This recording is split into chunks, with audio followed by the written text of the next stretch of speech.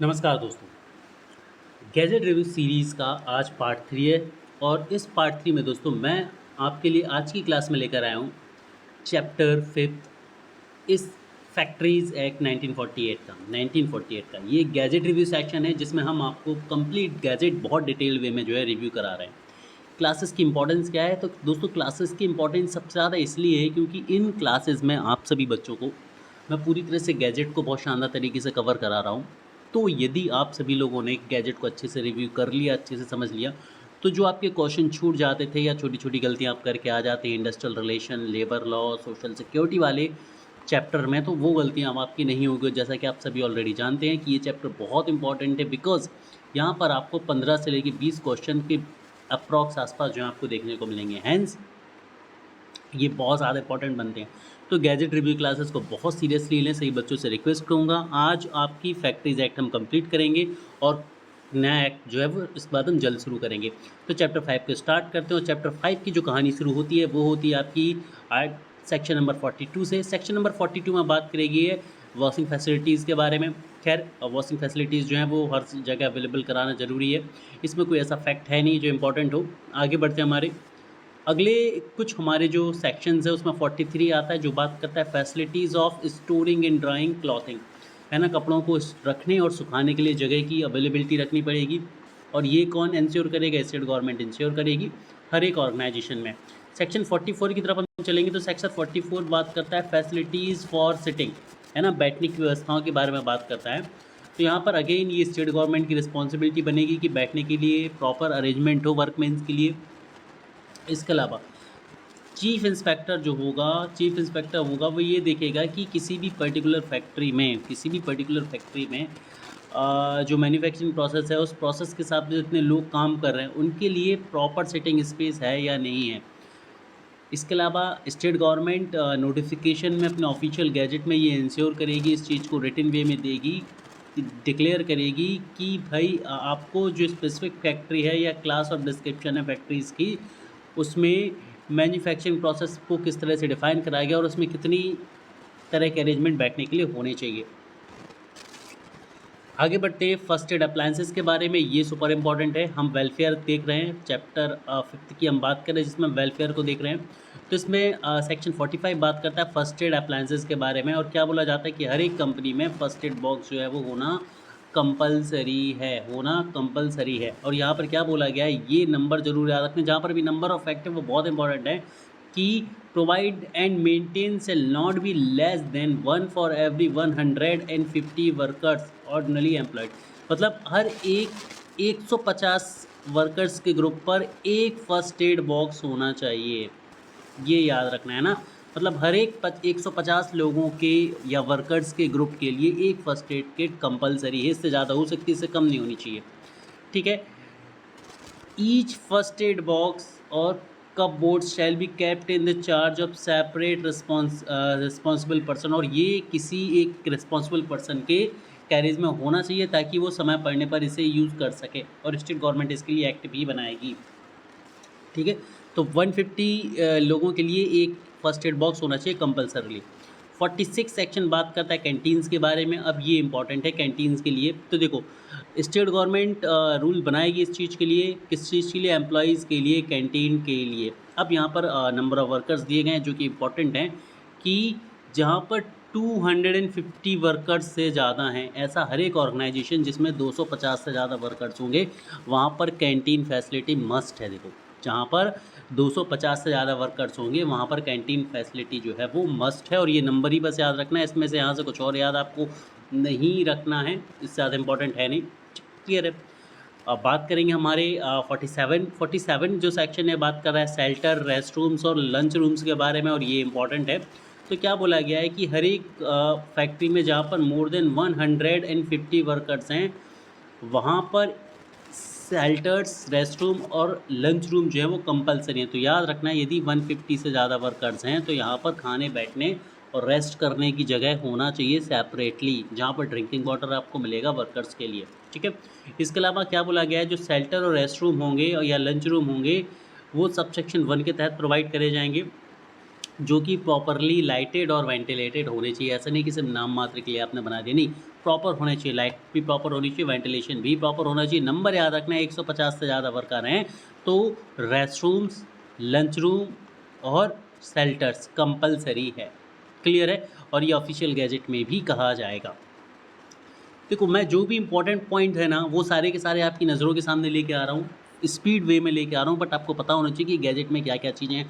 जो कई बार जब अब यूट्यूबर्स या हम सारे क्लासेस में पढ़ाने की कोशिश करते हैं तो कई बार ये माइनर पॉइंट छूट जाते हैं। गैजेट को एक बार आपको रिव्यू कराने का रीज़न ही ये है कि मैं आपको चीज़ें जो है वो प्रॉपरली डिटेल्ड वे में करा पाऊँ। क्लासेस बोरिंग है बट हेल्पफुल हैं। 48 बात करता है क्रीज के बारे में, अगेन बहुत ज़्यादा इंपॉर्टेंट है कि जहाँ पर बात करी गई है कि किसी भी फैक्ट्री में जहाँ पर 30 विमेन वर्कर्स हैं, यहाँ पर 30 या ज़्यादा विमेन वर्कर हैं, वहाँ पर क्रीज फैसिलिटी जो है वो इम्पॉर्टेंट है। सूटेबल रूम और rooms for children under the age of 6 years of such women. ठीक है, चलो, तो यहाँ पर दो फैक्ट पहले पॉइंट से आपको याद रखने हैं। पहली चीज़ तो यदि 30 से ज़्यादा विमेन एम्प्लॉयज़ हैं तो वहाँ पर क्रीज फैसिलिटी अवेलेबल है, लेकिन उनमें से किन बच्चों को?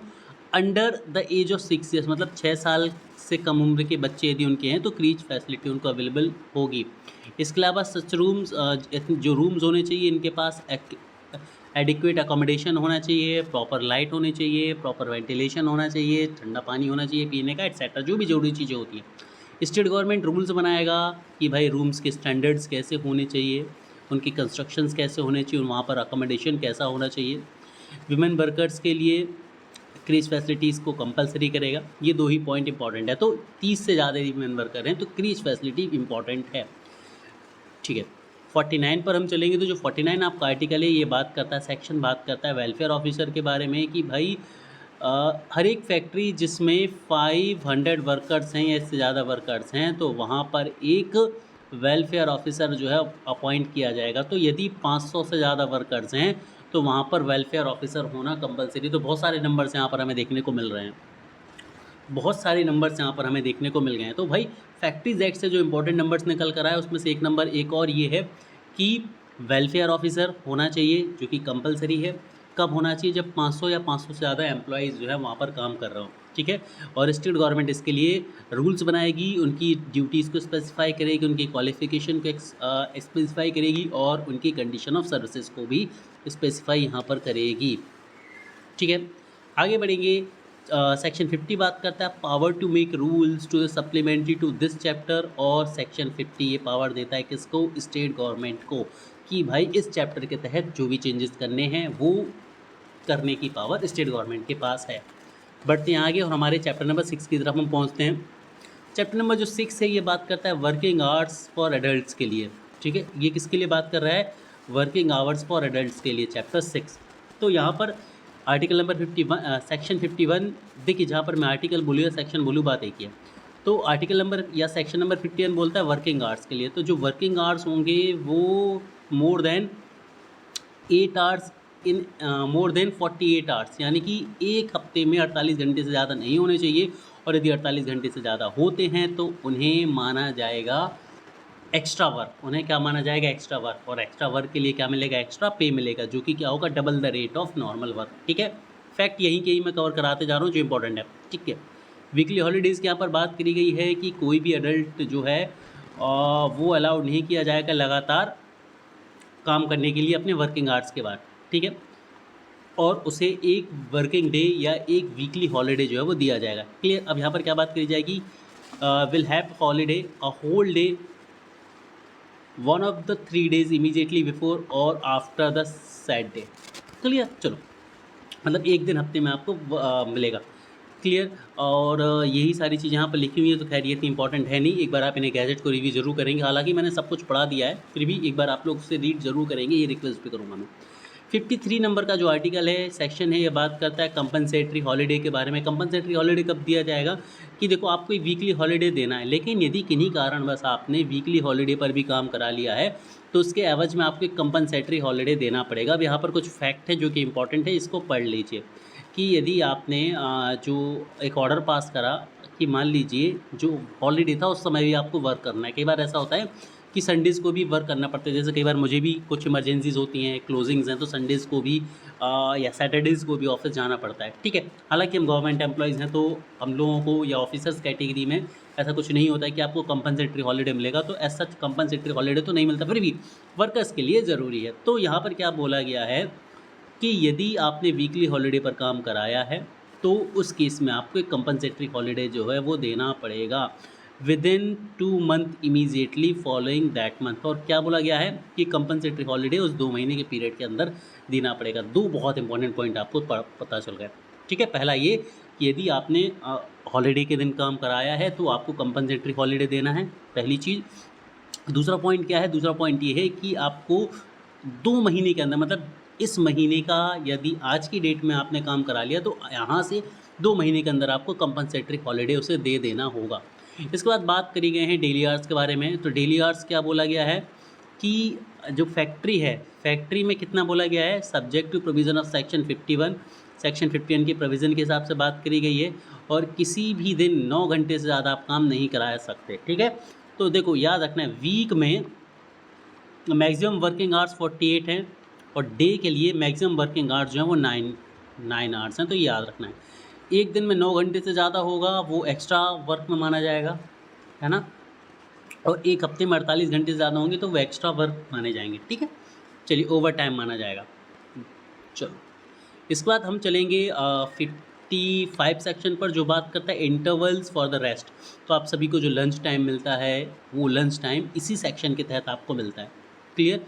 तो क्या बोला गया है कि 5 घंटे से ज़्यादा लगातार आप काम नहीं करा सकते। मतलब आपने वर्कर्स ने काम करना चालू किया तो मैक्सिमम वन गो में वो 5 घंटे काम करेंगे। 5 घंटे काम करने के बाद उन्हें कम से कम आधे घंटे का रेस्ट जो है वो मिलेगा, ठीक है। इस लाइन को एक बार फिर से पढ़ लो कि अडल्ट वर्कर के लिए बात करी जा रही है। किसके लिए बात करी जा रही है? बात करी जा रही है अडल्ट वर्कर्स के लिए, कि किसी भी कंपनी में अडल्ट वर्कर के लिए एक फ़िक्स पीरियड है कि लगातार 5 घंटे से ज़्यादा आप काम नहीं करा सकते। यानी कि 5 घंटे से पहले तो आप उसे लंच दे सकते, लेकिन 5 घंटे से 1 सेकंड भी ज़्यादा जो है वो नहीं होगा।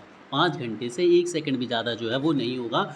एक बार में आप ज़्यादा से ज़्यादा 5 घंटे काम करा सकते हो, और यदि उसने 5 घंटे काम कर लिया तो कंपल्सरी उसे 1.5 आवर्स यानी कि आधे घंटे 30 मिनट का लंच टाइम, रेस्ट टाइम ज़रूर मिलेगा, ठीक है। तो 5 घंटे फिर रेस्ट टाइम, मैक्सिमम 5 घंटे है। मतलब आप 3-4 घंटे, जैसे कि हम बात करते हैं, लेट्स से मैं आपको अपना एग्जांपल बताता हूँ। मेरा ऑफिस आवर्स 10 बजे से चालू होता है, जो मेरा लंच टाइम है वो 2:30 PM होता है। तो यहाँ से आप देखेंगे तो 10 से 12 2 घंटे ये हो जाते हैं, और 12 से 2:30 बजे तक 2.5 घंटे ये हो जाते हैं। यानी कि 4.5 घंटे में 4.5 आवर्स में मुझे लंच टाइम जो है वो मेरा मिलता है, ठीक। ऐसा ही सभी के लिए होगा जो भी वर्क करते होंगे। तो इंटरवल्स फॉर द रेस्ट हो गया, ठीक है। इसके बाद हम बढ़ते हैं आगे 56 नंबर के सेक्शन पर पहुंचते हैं। तो सेक्शन 56 बोलता है स्प्रेड ओवर के बारे में। तो क्या बोला गया है कि the period of work of an adult worker in factory shall be so arranged that inclusive of his intervals for the rest under the section 55 they shall not spread over more than 10.5 hours in a day। अब ध्यान से समझो, यहाँ पर 2 glitch हैं। देखो, मैंने अभी आपके ऊपर बताया था कि मैक्सिमम अलाउड जो टाइम है, मैक्सिमम अलाउड जो टाइम है वो 9 घंटे है। तो 9 घंटे टाइम है काम का, किसका? वर्क का, जिसमें रेस्ट एक्सक्लूड है। रेस्ट क्या है? एक्सक्लूड है, ठीक है।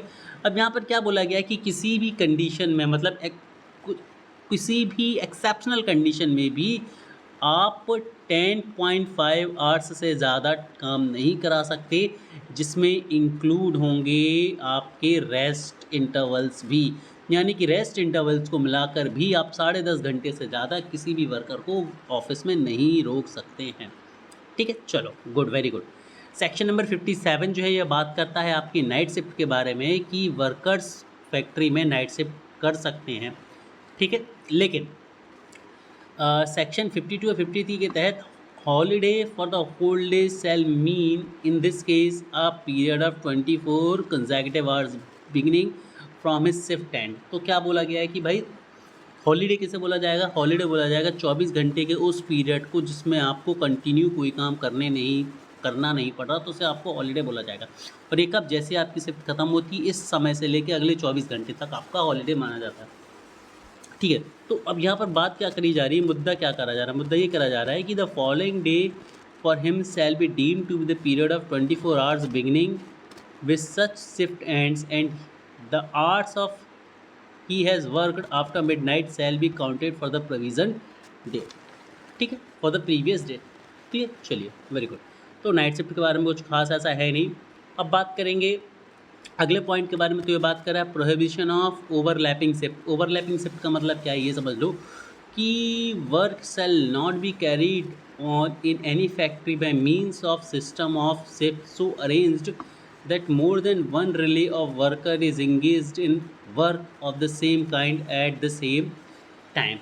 ठीक है, तो ये बहुत इंपॉर्टेंट पॉइंट है, इसको आपको याद रखना है। ठीक है, कि इस पॉइंट को आपको इस चीज़ को समझना है कि किसी भी रिले में जो वर्कर है इस तरह से इंगेज नहीं होने चाहिए कि सेम काम में ओवरलैपिंग आप करा रहे हैं। ओवरलैपिंग आप ऐसे करा रहे हैं कि उन्हें रेस्ट ही नहीं मिल पा रहा है। ठीक है, तो इस तरह से आप काम नहीं कराएंगे। 59 बात करता है एक्स्ट्रा वेज ओवर टाइम के बारे में। तो इसमें बस आपको एक चीज़ याद रखनी है कि यदि 9 घंटे से ज़्यादा काम होगा तो वो ओवर टाइम में काउंट होगा, और ओवर टाइम जो होगा वो ऑर्डिनरी रेट से डबल होगा। ठीक है, यानी कि आपको नॉर्मली 1 घंटे का 100 रुपये बनता है आपका, तो वो नॉर्मल टाइम में, तो ओवर टाइम में आपको 1 घंटे की 200 रुपये मिलेंगे। कुछ इस तरह से आपका पेमेंट होगा, बस यही आपको याद रखना है। सेक्शन 60 की तरफ हम चलेंगे। तो सेक्शन 60 बात करता है restrictions on double employment. Restrictions करता है किसमें, रिस्ट्रिक्शंस ऑन डबल एम्प्लॉयमेंट, मतलब no adult workers shall be require और allowed to work in any factory और any day on which he has already been working in any other factory. यानी कि मतलब ये है कि मान लीजिए 2 फैक्ट्री हैं ए और बी, और एक वर्कर है एक्स, तो ऐसा नहीं हो सकता कि वो पहले 8 घंटे ए में काम कर ले और अगले 8 घंटे बी में काम कर ले। हालांकि ये प्रैक्टिकल नहीं, बहुत सारे लोग अपनी फाइनेंशियल कंडीशंस की वजह से काम करते हैं, लेकिन वो थोड़ा सा एक्सेप्शनल केस है। ऑफिशियली ऐसा नहीं अलाउ कर सकते आप कि एक व्यक्ति 2 जॉब करे, क्यों, क्योंकि इससे उसकी फिजिकल हेल्थ ख़राब होगी। बट फाइनेंशियल हेल्थ सुधारने के लिए कई लोग ऐसा भी कर रहे हैं। 61 सेक्शन की हम बात करें तो notice of periods of work in adult. यहाँ पर क्या बात करी गई है कि एक डिस्प्ले नोटिस लगाना होगा कंपनीज़ को, ऑर्गेनाइजेशंस को, क्लियर, जिसमें एडल्ट्स के लिए वो क्या बात करेंगे, वर्किंग आवर्स, वर्क नेचर और वर्क पीरियड के बारे में सारी की सारी जानकारी देंगे। The periods on in the notice required by subsection 1, और सबसेक्शन 1 के तहत सेक्शन 51, 52, 54 को फॉलो करते हुए ये चीज़ होने चाहिए। इससे ज़्यादा इंपॉर्टेंट है नहीं ये चीज़ें, तो आगे बढ़ते हैं हम। 62nd नंबर के जब हम पॉइंट पर पहुँचेंगे तो हम देखेंगे कि 62nd जो सेक्शन है बात करता है कि रजिस्टर फॉर अडल्ट वर्कर। ये इंपॉर्टेंट सेक्शन है, तो आपको पता होना चाहिए कि जो मैनेजर होगा उस कंपनी का, हर एक फैक्ट्री में उसे एक रजिस्टर मेंटेन करना पड़ेगा अपने अडल्ट वर्कर के लिए, जिसे इंस्पेक्टर भी मांग सकता है इंस्पेक्शन के दौरान। अब इसमें क्या क्या चीज़ें होंगी वो देख लो। इसमें इसके वर्किंग आवर्स होंगे, कितने समय उन्होंने काम किया है। ठीक है, तो देखो क्या होगा, उस वर्कर का नेम होगा, उसके वर्क का नेचर होगा, वो क्या काम करता है, वो किसी ग्रुप में है तो उस ग्रुप का नाम होगा, और इसके अलावा उसकी शिफ्ट के बारे में जानकारी होगी, उसके वर्किंग आवर्स के बारे में जानकारी होगी, एट्सेट्रा। ठीक है, अब यहाँ पर कुछ पॉइंट है जो आपको याद रखने हैं, वो ये है कि no adult worker shall be required और allowed to work in any factory unless his name and other particulars have been entered in the register of adult worker. तो यदि किसी वर्कर के डिटेल्स रजिस्टर में नहीं है तो उसे काम करना ही अलाउड नहीं किया जाएगा। चलो सेक्शन नंबर 63 की हम बात करें तो सेक्शन नंबर 63 बात करता है hours of work to correspond with notice under the section 61 and register under section 62। तो बात क्या करी गई है कि किसी भी अडल्ट वर्कर को अलाउ नहीं किया जाएगा फैक्ट्री में काम करने के लिए यदि 61 और 62 के प्रोहिबिशन को फॉलो नहीं किया जाता। 64 बात करता है एग्जेम्पशन रूल के बारे में। तो स्टेट गवर्नमेंट के पास पावर होगी कि वो इस चैप्टर में जितनी भी चीज़ें दी गई हैं उनके लिए एग्जेम्पशन रूल बना सके। बस ये इतना याद रखना है, इस पर क्वेश्चन पूछे जाने की पॉसिबिलिटी बहुत कम है। ठीक है, ये वो सारी कंडीशन दी है जिन पर वो बना सकता है, एग्जेम्पशन बना सकती है स्टेट गवर्नमेंट। ठीक है, अगला सेक्शन 66, ये सुपर इंपॉर्टेंट है। क्यों इंपॉर्टेंट समझ लीजिए, क्योंकि यहाँ पर कुछ रिस्ट्रिक्शंस की बात करी गई है वीमेन एम्प्लॉइज़ के लिए। तो क्या बोला गया है कि भाई no exemption from the provision of section 54 में be granted in respect of any women. तो क्या बोला गया है कि सेक्शन 54 में जो चीज़ें दी गई हैं उससे रिलेटेड कोई भी एग्जाम्पशन नहीं होगा, वो कड़ाई से पालन करना पड़ेगा। अगला पॉइंट क्या है, किसी भी विमेन को आप जो है 6 बजे सुबह से लेके 7 बजे रात के अलावा काम नहीं करा सकते। स्टैंडर्ड तौर पर मतलब क्या बोला गया है कि सुबह 6 बजे से मॉर्निंग 6 AM से लेकर इवनिंग 7 PM के बीच ही आप फीमेल वर्कर से काम कराएंगे, उसके अलावा आप काम नहीं कराएंगे। ठीक है।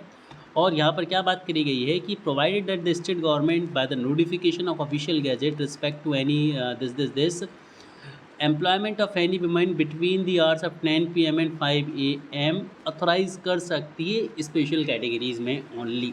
ठीक है, चलो आगे बढ़ते हैं। यहाँ पर एक पॉइंट लिखा हुआ है कि there shall be no change of shift expect after a weekly holidays और एनी अदर हॉलीडेज़। ठीक है, तो हॉलीडेज़ के बेस पर ही आप शिफ्ट को चेंज करेंगे, अदरवाइज़ नहीं करेंगे। अब देखो आप लोगों ने देखा होगी सर, बट प्राइवेट जॉब्स में तो कैसे कैसे काम कराते हैं, डे नाइट शिफ्ट्स होती हैं, रोटेशनल शिफ्ट होती है एक्सेट्रा। वहाँ पर एग्जाम्पशंस को फॉलो किया जाता है। ठीक है, और जब आपकी अपॉइंटमेंट होती है तो वहाँ पर आपसे परमिशन भी ली जाती है, रिटन परमिशन आपसे ली जाती है। ठीक है, चलो अब हम पहुंचते हैं चैप्टर नंबर 7 पर। ये बात करता है employment for young persons. Young person से रिलेटेड एम्प्लॉयमेंट के बारे में बात करता है। अगेन ये इंपॉर्टेंट है। यहाँ पर हम बात करते हैं तो 67 में ये बात करता है prohibition of employment of young children. तो कोई भी चिल्ड्रन या कोई भी अडोलेसेंट, यहाँ पर चाइल्ड लिखा हुआ है। ठीक है, यंग चिल्ड्रन जिसमें आप चाइल्ड प्लस अडोलेसेंट दोनों को लेते हैं, इन्हें हम यंग पर्सन बोलते हैं। तो ये चीज़ों को समझ लीजिए कि कहाँ पर क्या बात करी जा रही है। तो 67 ने बात करी है prohibition of employment of young children की। 68 बात करता है non adult worker to carry tokens के बारे में। तो क्या बोला गया है कि a child who has completed is 14 year और an adolescent shall not be required to allow to work in any factory unless। ठीक है, तो भाई कब आप इन्हें वर्क करना अलाउड नहीं करेंगे, कब तक नहीं करेंगे? जब तक उनके पास एक सर्टिफिकेट ऑफ फिटनेस हो, जो कि उन्हें दिया जाएगा सेक्शन 69 के तहत।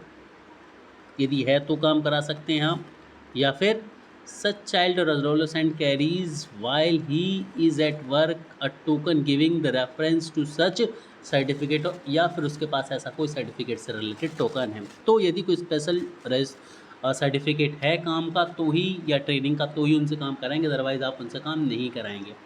सर्टिफिकेट ऑफ फिटनेस क्या होगा ज़रा ये समझ लो, जो कि सेक्शन नंबर 69 में दिया गया है। तो एक सर्टिफाइंग सर्जन होगा, ठीक है, जो ये बताएगा कि कोई भी जो यंग पर्सन है, जब भी मैं यंग पर्सन बोलूँ तो 0 से 17 ईयर्स के एज ग्रुप के लोग आएंगे। बेसिकली इसमें 14 से लेके 17 साल तक के लोगों को ही दिया जाता है, बच्चों को लिया जाता है। ठीक है, तो यहाँ पर एक उनके गार्डियन की परमिशन के केस में एक डॉक्यूमेंट बनाया जाएगा और ये बताया जाएगा कि फिज़िकली फिट उस काम को करने के लिए, तभी आप उनसे काम करा सकते हैं। ठीक है, तो एक सर्टिफाइंग सर्जन होगा, एक एग्जामिनेशन करेगा और एक रिटन अंडरटेकिंग देगा कि ये जो बच्चा है ये काम करने के लिए फिट है, तो ही उनसे आप काम कराएंगे, अदरवाइज़ नहीं कराएंगे। ठीक है, बात करते हैं सेक्शन 70 की तरफ। सेक्शन 70 बात करता है effect of certificate of fitness granted to adolescent. क्या होंगे? An adolescent who has been granted certificate of fitness to work in a factory as an adult under clause B subsection 2 of section 69, who while at work in factory carries a token giving reference to the certificate shall be deemed to be an adult for all the purpose of chapter 6 and 8। क्या बोला गया है कि जब भी किसी adolescent को fitness certificate grant किया जाएगा, तो अब उसे एक चाइल्ड या उसे एक यंग पर्सन ना मानकर उसे एक अडल्ट माना जाएगा और उसे एक अडल्ट की तरह काम कराया जाएगा। इसीलिए ये जो सर्टिफिकेट है ये बहुत सोच समझ के देना चाहिए। ऐसा नहीं है कि भाई सिर्फ साइन करके दे दो, नहीं। क्यों? क्योंकि आप जैसे ही किसी भी यंग पर्सन को ये सर्टिफिकेट ऑफ फिटनेस देंगे, तो अब फैक्ट्री उसे एक अडल्ट की तरह डील करेगी और उससे एक अडल्ट की तरह ही काम लेगी। इसीलिए चलो बढ़ते आगे। सेक्शन 71 की बात करते हैं तो सेक्शन 71 क्या बोलता है? Working hours for children. बच्चों के लिए वर्किंग आवर्स क्या होंगे? चिल्ड्रन से यहाँ पर मतलब है 0 से 14 ईयर्स वाले ग्रुप के लिए। तो क्या बोला गया है कि for more than 4.5 hours in a day, यानी कि 1 घंटे में 4.5 घंटे से ज़्यादा आप काम नहीं कराएंगे। एक दिन में 4.5 घंटे से आप ज़्यादा काम नहीं कराएंगे। रात में आप काम नहीं कराएंगे। ठीक है, रात में काम कराने का मतलब ये है कि रात को 10 बजे से लेके सुबह 6 बजे के बीच आप उनसे काम नहीं कराएंगे। ठीक है, ये याद रखना है बस। 72 सेक्शन बात करता है notice period of work for children. तो नोटिस पीरियड क्या होगा कि यहाँ पर एक नोटिस डिस्प्ले होना चाहिए सेक्शन 108 के प्रोविजंस को दिखाता हुआ। जो नोटिस होना चाहिए वो पीरियड को भी दिखाएगा कि किस पीरियड में बच्चे काम कर रहे हैं, कितने पीरियड के लिए काम कर रहे हैं, एक्सेट्रा। नॉट सो इम्पॉर्टेंट, आगे बढ़ते हैं। रजिस्टर मेंटेन करना है 73 में। रजिस्टर उसी तरह से मेंटेन किया जाएगा जिस तरह से एडल्ट सेक्शन में मेंटेन किया जा रहा था, कि उनके वर्किंग आवर्स, उनका नेम, वर्क का नेचर, सारी की सारी चीज़ यहाँ पर रहेंगी एज इट इज़। ठीक है, सेम बिल्कुल। तो रजिस्टर चाहे चिल्ड्रंस के लिए हो, चाहे यंग पर्सन के लिए हो, चाहे अडल्ट के लिए हो, सेम चीज़ उसमें रहेंगी। ठीक है, इसके अलावा पावर 74 जो बात करते हैं arts of work to correspond with the notice under the section 72 register under the section 73, तो ये इतना इंपॉर्टेंट नहीं है। 75th जो सेक्शन ये बात करता है power to require medical examination. तो भाई इंस्पेक्टर के पास पावर है कि वो किसी भी पर्सन का जो कि वर्क कर रहा है कंपनी में, उसका सर्टिफिकेट ऑफ फिटनेस होने के बाद भी उसका एक मेडिकल एग्जामिनेशन करा सकता है। ठीक है, और पावर टू मेक रूल्स, तो 74 सेक्शन स्टेट गवर्नमेंट को पावर देती है रूल्स बनाने के लिए इस चैप्टर के रिगार्डिंग सभी प्रॉस्पेक्ट में। तो यहाँ पर अब बात आती है हमारी एनुअल लीव्स के बारे में। तो बात करेंगे सेक्शन 78 बात करता है एप्लीकेशन ऑफ लीव के बारे में। तो एप्लीकेशन ऑफ लीव सेक्शन 78 के तहत दी जाएगी, और जो एनुअल लीव होंगे वेज के साथ, यानी कि आप छुट्टी पे होंगे फिर भी आपकी सैलरी नहीं डिडक्ट होगी। 79 सेक्शन के तहत ये आता है। तो याद रखना, एक अडल्ट के लिए हर 20 दिन में एक पेड लीव मिलेगी। तो आप उस हिसाब से लगा सकते हैं कि एक साल में कितने डेज़ उसे मिल सकते हैं। ठीक है, चलिए लगभग 18 डेज़ जो है वो बनते हैं। तो अब दो चीज़ें याद रखना, अडल्ट के लिए हर 20 दिन में एक पेड लीव मिलेगी, चाइल्ड के लिए हर 15 दिन में एक पेड लीव मिलेगी। ठीक है, बस ये दो चीज़ें याद रखनी है आप। इसके अलावा कुछ इंपॉर्टेंट चीज़ें हैं वो ज़रूर समझ लीजिए कि 1 leave earn in the year prior to that in which the leave is enjoyed shall be deemed to be the days on which the worker has worked in a factory for the purpose of computation in the period of 240 days and more, but he shall not even leave these days। तो यहाँ पर क्या बोला गया है कि ये जो बेनिफिट होंगे वो तभी मिलेंगे जब 240 दिन की कंटिन्यूस सर्विस पूरी करी जाएगी। तो ये भी एक क्लॉज है, यानी कि हर 20 दिन के बाद एक लीव अडल्ट को मिल रही है, हर 15 दिन के बाद एक लीव चाइल्ड को मिल रही है, लेकिन उसके लिए 240 दिन की कंटिन्यूस वर्क भी होना चाहिए, तभी ये चीज़ वो एंजॉय कर पाएंगे। ठीक है, तो यहाँ पर फाइनली हमारी ये जो क्लास है ख़त्म होती है, जो पूरा का पूरा सेक्शन है, सारी इंपॉर्टेंट चीज़ें ख़त्म होती हैं। इस PDF को मैंने टेलीग्राम चैनल पर डाल दिया है, हमारी एप्लीकेशन पर भी डाल दिया। तो सभी बच्चों से बोलूँगा कि टेलीग्राम चैनल ज्वाइन कर लें और एप्लीकेशन को डाउनलोड जरूर कर लें। हैव अ ग्रेट डे दोस्तों, पढ़ते रहिए, आगे बढ़ते रहिए। Bye bye, good night.